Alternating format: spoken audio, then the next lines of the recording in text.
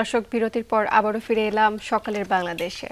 সাথে আছে আমি সিদ্রা এবং আমার সাথে আছেন আমি দেবাশিস রঞ্জন সরকার। এবং আমাদের আজকের স্টুডিওতে এই মুহূর্তে স্টুডিও পুরোটাই পরিপূর্ণ, কারণ আমাদের সঙ্গে 3জন অতিথি রয়েছেন যারা মূলত চিত্রশিল্পী এবং তাদের একটি গ্রুপ রয়েছে, সেই গ্রুপটার নাম হচ্ছে কালার্স।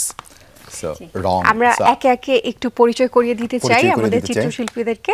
প্রথমে আছেন আমাদের সাথে শায়লা আক্তার। আমি শায়লা আক্তার আছেন চিত্রশিল্পী। ফারহানা আফরোজ বাপ্পি রয়েছেন আমাদের সাথে এবং ঠিক তার পাশে আছেন রেহানা ইয়াসমিন, চিত্রশিল্পী। আপনাদের সকলকে জানাচ্ছি শুভ সকাল।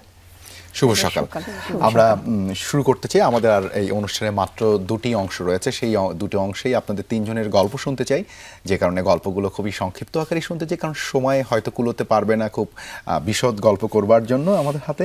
তো আপনারা চিত্রশিল্পীদের মূল যে বিষয়ে আলোচনায় যাওয়ার আগে বলতে চাই যে সেটা হচ্ছে আপনারা সময়কে ধারণ করেন আপনাদের চিত্রকর্মে, আপনাদের অনুভূতিকে ধারণ করেন, সমসাময়িক রাজনীতি, সংস্কৃতি, সমাজ ব্যবস্থাকে চিত্রশিল্পীরা ধারণ করে এবং সেই সময়টাকে পরবর্তী সময়ের জন্য আপনারা নিয়ে যান আর কি। তো আমরা শুরুতেই যেতে চাই শায়লা আক্তারের কাছে, যে আপনার শিল্পচর্চার শুরুটা কিভাবে হলো এবং এই সময় সংস্কৃতি বা বর্তমান সমাজ ব্যবস্থাকে কিভাবে ধারণ করছেন আপনার নিজের মধ্যে আপনার চিত্রকর্মে? শুরুতেই আমি যমুনা টেলিভিশনকে ধন্যবাদ জানাচ্ছি আমাদের কালার্সকে আমন্ত্রণ জানানোর জন্য। আর আমি আসলে শুরুটা আসলে খুব ছোটোবেলা থেকেই ছবি আঁকবো। পরে এই তো চারুকলায় অ্যাডমিশন নিলাম, তারপর থেকে ছবি আঁকলাম। এবং আসলেই আমার শুরুটা ছিল এরকম যে আমি ছবি আঁকবো এবং আমি সমাজের কথা বলবো, একেবারে যে আমার ছবি আঁকাটা যেন সাধারণ মানুষের মধ্যে, একদম সাধারণ মানুষকে বুঝতে পারে আমার ছবিটা। এবং আমি সবসময় এই সহজটাই করি যে আমার ছবিটা সাধারণ মানুষ থেকে শুরু করে সবাই যেন বুঝতে পারে। তো এবারে আমাদের কালার্সের এক্সিবিশনে আমার এবারে টাইটেল ছিল ইনকোয়েস্ট অফ পিস, শান্তি সন্ধানে। তো আমি আমার এই শান্তির সন্ধানে আমি আসলে সন্ধানই করেছি শান্তির ডানা মেলে, বলা যায় যে আসলে এই সময়টাকেই ধরার জন্য, কারণ আমরা সারা পৃথিবী জুড়ে অথবা আমাদের বাংলাদেশ একটু অস্থির সময় আমরা পার করছি। তো এই সময়টাকে ধরবার জন্যই আমি আমার বিষয়টাকেও এটাই বেছে নিয়েছি যে আমি জানি যে আসলে শান্তির প্রতীক পাখি, তাই না, কবুতর পাখি। তো আমি আমার এই পাখিটাকে নিয়ে এসেছি শান্তির প্রতীক হিসেবেই। সেই মেঘ আকাশে কালো মেঘে তার ডানা মেলে আলো নিয়ে আসার জন্য সে প্রাণপণ ছুটছে, আলো চাচ্ছে, শান্তি চাচ্ছে। তো এটাই আমি বলতে চাচ্ছি। এক্সিবিশনটা কি শুরু হয়েছে অথবা কবে থেকে? আমাদের এক্সিবিশনটা শুরু হয়েছে 6 ডিসেম্বর। কতদিন পর্যন্ত চলবে এটা? ছিল 6 থেকে 12 ডিসেম্বর পর্যন্ত গ্যালারি আলিয়াস ফ্রান্সে। এবার আমি একটু যেতে চাই ফারহানা আফরোজ বাপ্পির কাছে। আপনার যে চিত্রকর্মের রং এবং টেক্সচারের যে ব্যবহার সেটা বেশ লক্ষণীয়। তো এই ধারাটা আসলে কিভাবে তৈরি হয়েছে? আসলে আমি রং এবং টেক্সচার নিয়ে প্রথম থেকে কাজ করছি। তো আমি অপটিক্যাল ইলিউশন নিয়ে কাজ করি আর কি, ইলিউশনের ধারাটাকে ফলো করি।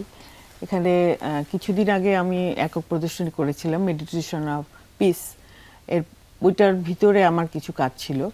আমরা এখানেও এসেছিলাম মনে হয় যে আপনাদের টিভিতে। তো ওই কাজের মধ্যে কিছু ওয়াটার কালার ছিল আমার। সেই ওয়াটার কালারগুলো এইবারকার প্রদর্শনীতে আমি সেই ওয়াটার কালারগুলোকেই আমি আবার ক্যানভাসে নিয়ে এসেছি। মানে পেপারের ওয়াটার কালারকে আমি টেক্সচারে কাজ করতে বেশি ভালো লাগে নাকি ওয়াটার বেসড কাজ করতে বেশি ভালো লাগে? অ্যাক্রিলিকে এখন কাজ করছি আমি, বেশি ভালো লাগে অ্যাক্রিলিকেই, কারণ ক্যানভাসে অ্যাক্রিলিকেই বেশি প্রেফার করে। এখন অয়েল কিংবা ওয়াটার কালারে তেমন করি কিন্তু সেইভাবে না। আর টেক্সচার এবার যেটা করেছি আমি একটু অবজেক্টগুলো ইউজ করেছি, টেক্সচারও ইউজ করেছি, কালারের একটা ইলিউশন তৈরি করেছি। রেহানা ইয়াসমিন, আপনার কাছে যেতে চাই যে আপনার চিত্রকর্মেও যে নিরীক্ষাধর্মী ভাবনা দেখা যায়, সেই ভাবনাগুলোর পেছনের কারণটা কি বা এই ভাবনাগুলো কোথা থেকে আসে? শায়লা তো প্রথমেই বলেছিল যে আমাদের বিষয়বস্তুটা শান্তির খোঁজে। তো আমি মেনলি টেরাকোটায় কাজ করি, মাটির। তো আমাদের আলোচনায় প্রথমে বলেছিল যে আমরা শান্তির খোঁজে কালারটা সাধারণত সফট হোয়াইট, ব্লু বা স্কাই কালার ইউজ করব। তো যেহেতু আমার মাটি নিয়ে কাজ করা, আমি তো কালার ইউজ করব না। তো ভাবলাম যে আমি কি ইউজ করতে পারি এখানে। তো যেহেতু কবুতর শান্তির প্রতীক, তো কবুতরটাকে আমি সাবজেক্ট হিসেবে নিলাম। তো আমার বাসায় আমি কবুতর পালি, তাদের আচার আচরণ, তারা কি করে, তারা কিভাবে চলাফেরা করে, সবগুলো আমি ছাদে গিয়ে সবসময় খেয়াল করতাম। তো 4টা কাজ ছিল। এখানে ফ্যামিলি, তার বাচ্চা দুটো আর মা বাবা, তারপরে সব কবুতররা যখন একসাথে বসে ফ্রেন্ডরা মিলে মানে যখন একসাথে হয়, আমার কাছে মনে হলো যে আমাদের কালার্সের ফ্রেন্ডরা যখন আমরা একসাথে বসে আলোচনা করি, ঠিক তাদের মধ্যে আমি সেই জিনিসটা খুঁজে পেয়েছি। আমার মনে হলো যে তারাও আমাদের মতো। তো তাদের ওই ফ্রেন্ড, কবুতরের ফ্রেন্ড বন্ধুত্ব, ওইটা নিয়ে আমার একটা সাবজেক্ট ছিল। তো 4টা কাজ টেরাকোটায় করেছি। আমি এবার একটু শায়লা আক্তারের কাছে যেতে চাই। আমি একটা প্রশ্ন আপনাকে করতে চাই, তা হচ্ছে একজন নারী হিসেবে এই যে শিল্প জগতে, সেই জগৎটার অভিজ্ঞতাটা আসলে কেমন? সেটা কি কিছুটা ভিন্ন অন্যান্যদের তুলনায়, নাকি আপনার অভিজ্ঞতাটা আসলে কি? হ্যাঁ, আমার মনে হয় যে আসলে অন্যান্য থেকে একটু ভিন্ন, যে আমি আমার সমস্ত দিনের কাজ শেষ করে ক্লান্ত হলেও তাও মনে হয় যে আমাকে ছবি আঁকতে হবে এবং নতুন কিছু আঁকতে হবে, যেন আমি একটা সারা চলে যাব, তো পৃথিবীতে থাকবো না, কিছু রেখে যেতে যেন পারি, সেই চেষ্টাই করি। আমি জানি না কতটুকু সফল হচ্ছি, এখনও হয়তো অনেক দূর পথ হাঁটতে হবে। তো আমি এটাই চেষ্টা করি যে কিছু যেন করতে পারি। জি, ধন্যবাদ আপনাকে। আমরা আরও দুজন অতিথি রয়েছেন, তাদের কাছেও হয়তো একই প্রশ্ন নিয়ে আসবো, সংক্ষেপে নারী হিসেবে কি চ্যালেঞ্জগুলো ফেস করেন। তবে তার আগে আমরা একটা বিরতিতে যেতে চাই। বিরতির পরে এসে আমরা এই বিষয় সহ আরও অন্যান্য বিষয়গুলো নিয়ে আলোচনা করবো। দর্শক, সকালের বাংলাদেশে আরও একটা বিরতিতে যাচ্ছি, সাথেই থাকবেন। দর্শক, বিরতির পর আবারও ফিরে এলাম সকালের বাংলাদেশের সাথে। আছি আমি সিদ্রা এবং আমাদের সাথে আছেন 3 জন বিশেষ অতিথি। এবং আছি আমি দেবাশিস রঞ্জন সরকার। আছেন অতিথি হিসেবে 3 জন চিত্রশিল্পী, শায়লা আক্তার, ফারজানা আফরোজ বাপ্পি এবং রেহানে ইয়াসমিন। আমরা শায়লা আক্তারের কাছে অভিজ্ঞতা শুনছিলাম, যাচ্ছি ফারহানা আফরোজের কাছে। নারী হিসেবে আপনার অভিজ্ঞতার কথা, যেটি আমরা ব্রেকের মধ্যে আলোচনা করছিলাম, কি অভিজ্ঞতা, কি চ্যালেঞ্জগুলো ফেস করছেন? আসলে আমি যেটা মনে করি, নারী হিসেবে তো এক্সট্রা একটা চ্যালেঞ্জ আছে, কিন্তু ছেলেরাও এই চ্যালেঞ্জটা করে ছবি আঁকার ক্ষেত্রে। যেহেতু আমাদের প্রফেশনালিস্ট ছবি আঁকলে সেই সাপোর্টটা আমাদের সরকারিভাবেও নাই এবং সামাজিকভাবেও আমরা পাচ্ছি না। আসলে একজন আর্টিস্ট ছবি এঁকে যে জীবন ধারণ করবে সেটার কোনো উপায় নেই, কারণ তার ছবি আঁকার পাশাপাশি অন্য কাজ করতেই হবে তার, মানে তার জীবনযাপন করার জন্য, সেটা নারী হোক আর মানে ছেলে পুরুষই হোক। হ্যাঁ, সেই ক্ষেত্রে নারীর চ্যালেঞ্জটা হচ্ছে যে সংসারের বাচ্চা কাচ্চা সব কিছু সামলিয়ে হয়তো তাকে কাজ করতে হচ্ছে। এটা খুব টাফ, কারণ ছবি আঁকার বিষয়টা তো অনেক বেশি মনস্তাত্ত্বিক বিষয়। তো সেই মানসিক শান্তিটা আসলে নারীদের মধ্যে দেখা যায় অনেক কাজের মধ্যে থাকতে হয়, অনেক ধরনের। একটা পুরুষদের মানে একই ধরনের কাজ করে, কিন্তু নারীদের কিন্তু পুরো সংসার সামলাতে গিয়ে অনেক জায়গায় তার মনোযোগটা দিতে হয়। স্কুলে নিয়ে যাও, রান্না করো, নাস্তা করো, এই করো, সেই করো, অনেকগুলো দায়িত্ব শেষ করে তারপরে ওইখান থেকে গ্রুপটা নিয়ে আমাদের একটু আলোচনার এইখান থেকে আমরা যেহেতু আমরা এরকম একটা ব্যাপার হয়েছিল, আমরা মাস্টার্স দেওয়ার পর দেখলাম সবাই আমরা বিচ্ছিন্ন হয়ে গেছিলাম, সংসারে চলে গেছিলাম। আমরা 16 সালে একটা আমাদের কিটি পার্টিতে, মানে পার্টিতে, তখন আমরা একটা ডিসিশন নিই যে আমরা একটা গ্রুপ প্রদর্শনী করা যায় কিনা, কারণ ছবি মাস্টার্স পাস করলাম, চারুকলায় পড়লাম, ছবি আঁকছি না। তখন আমরা বলতে আপনার চারুকলার বন্ধুরা বলতে মেয়ে বন্ধুরা, নারী বন্ধুরা মিলে গ্রুপ তৈরি করেছিলেন, কালার্স গ্রুপ। সেটির বিষয়ে বলছেন। সেই সময় কালার্স আমরা শুরু করলাম, কালার্স নামে 16 সালে।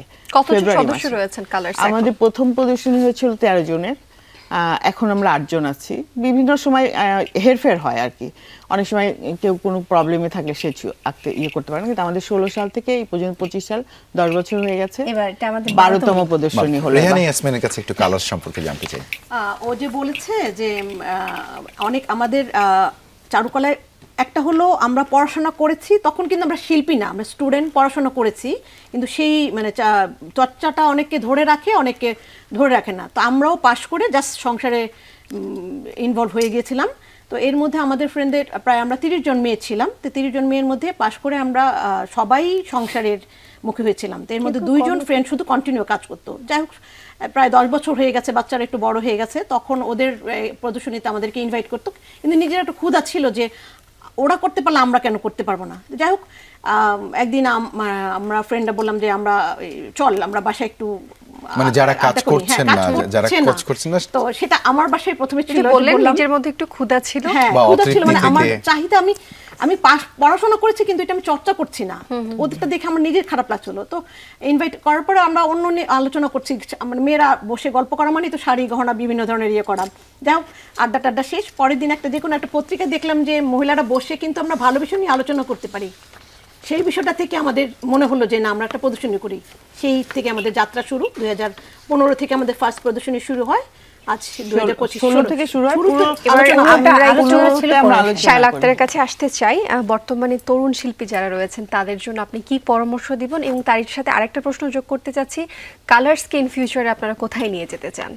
এবং এটি সম্ভবত একটি কমন প্রশ্নই তো আমাদের তিনজন অতিথিদের কাছে, যে তরুণ, বিশেষ করে তরুণ নারী শিল্পী যারা রয়েছেন তাদের জন্য আপনাদের কোনো পরামর্শ এবং কালার যেটা হচ্ছে নারী শিল্পী মানে হচ্ছে যে নারী শিল্পী বলে না, আমার মনে হয় যে কোনো শিল্পী কিংবা কাজের ক্ষেত্রে কাজ চালিয়ে যেতে হবে, কাজ চালিয়ে যেতে থামানো হবে। যাবে না হ্যাঁ, আসলে। হ্যাঁ। এবং আমাদের কালার্সকে দেখে কিন্তু অনেকেই মানে হ্যাঁ, inspire হয় inspire আসলে। হয়েছে যে কিন্তু ওরা আমার পারে, আপুরা কাছে পারে। মনে হয় যে নতুন তরুণ শিল্পী যারা, বিশেষ করে নারী শিল্পী, আমার তো মনে হচ্ছে তারা অনেক বেশি আমাদের ছেলেদের চেয়েও তুলনায় বেশি এগিয়ে আছে।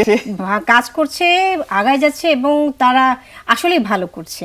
তো বরঞ্চ আমরা ওদেরকেও একটু করে দেখছি যে তারা কতটা আগায় গেছে এবং এরা আসলে ভালো করছে। তাদের কাছ থেকেও শিখবার আছে। আমরাই বরঞ্চ তাদের কাছ থেকে কিছু নেওয়ার আছে মনে হচ্ছে। হ্যাঁ, না, নতুন প্রজন্ম, তো নতুন নতুন technique। প্রজন্ম আসলে প্রতিনিয়তই পৃথিবী চেঞ্জ হচ্ছে এবং সবকিছুরই, যেমন শিল্প, সাহিত্য, এমনকি নিউ সায়েন্স, মেডিকেল সবই তো আগায় যাচ্ছে। আসলে তেমনি সৃজনশীলতার কোনো বিষয়, শিল্পীও মানে কোনো শিল্প বয়স আগায় যাচ্ছে। নেই। হ্যাঁ, তো যার কারণে এই যে আমার কাছে মনে হচ্ছে তরুণ শিল্পী যারা, তারা আসলেই ভালো করছে, নতুন এর সাথে যাচ্ছে।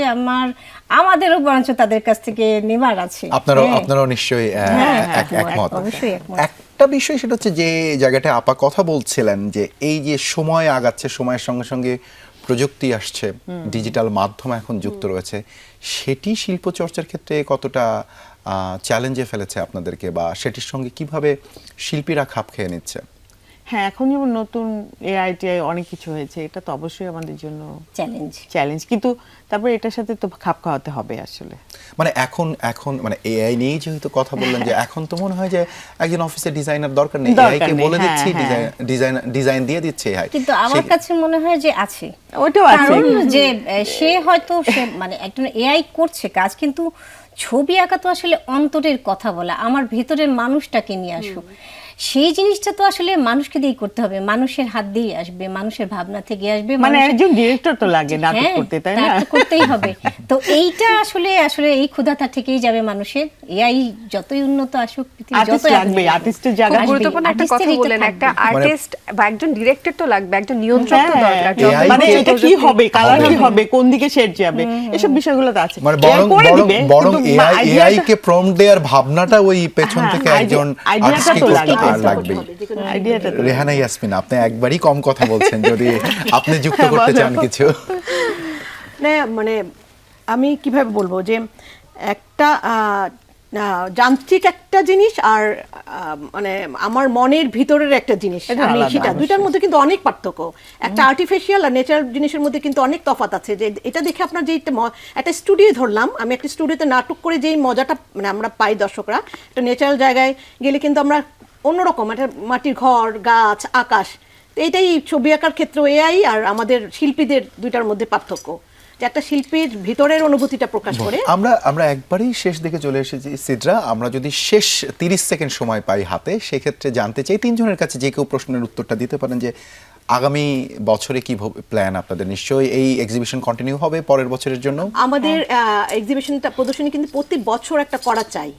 হ্যাঁ, তো প্রতি বছরই করেছি। এবং এই বছর কোথায় হয়েছিল একটু জানতে চাই। আলিয়াসে করেছি এবার। আচ্ছা। তো আমরা একটা প্রদর্শনী শেষ হওয়ার সাথে সাথে আমরা প্ল্যান করি পরবর্তী প্রদর্শনী কোথায় হবে, আমাদের গ্যালারিটা আমরা তখনই বুকিং দেই এবং বিষয়বস্তুটা আমরা, এবং আমাদের ফ্রেন্ডরা মিলে আমরা প্রতি মাসে একটা মিটিং হয় আমাদের, এবং এই প্রদর্শনীর ব্যাপার নিয়ে আলোচনা করি। ইনশাআল্লাহ চমৎকার, সামনের বছর হবে। আপনাদের নিশ্চয়ই। তিনজনের সাথে কথা বলে আসলে আমাদের খুবই ভালো লেগেছে এবং আমরা শুভেচ্ছা জানাচ্ছি কালার্সের জন্য। আমরা চাই কালার্স আগামী 5 বছরে অনেক দূর এগিয়ে যাক ইনশাআল্লাহ। আপনাদের সামনের বছরের প্রদর্শনীর জন্য শুভকামনা থাকলো। দর্শকদেরকে আগাম আমন্ত্রণ জানিয়ে রাখছি এই তিনজনের প্রদর্শনীর জন্য।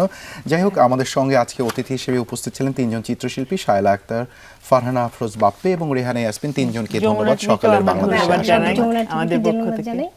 ধন্যবাদ দর্শকদেরকেও আপনাদেরকেও। ধন্যবাদ দর্শক দেখছিলেন সকালের বাংলাদেশের বিশেষ আয়োজন এবং আমাদের সাথে ছিলেন 3 জন অতিথি। আমাদের সাথে এতক্ষণ যুক্ত থাকার জন্য অসংখ্য ধন্যবাদ জানাচ্ছি আপনাদের। কাল সকাল আবারও একই সময় দেখা হবে যমুনা টেলিভিশনের পর্দায়। সে পর্যন্ত সবাই ভালো থাকুন, সুস্থ থাকুন। Bye bye.